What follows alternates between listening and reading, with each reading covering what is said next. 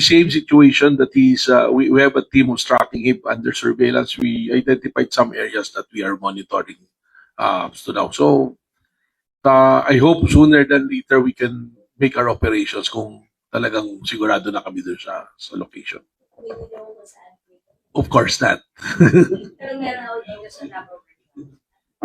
It's in the Philippines. How about po kay Sara? Kay Vice President Sara Duterte, may wanted to file his location.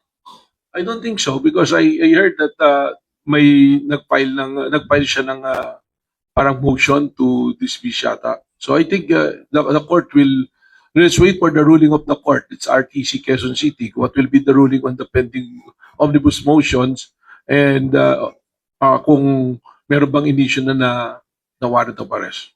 For what case po? I think it's grave threat yung ipinail, no, na kaso.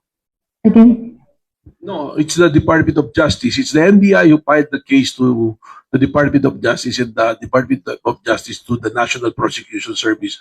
We're the one who filed the case to sa RTC ng Quezon City.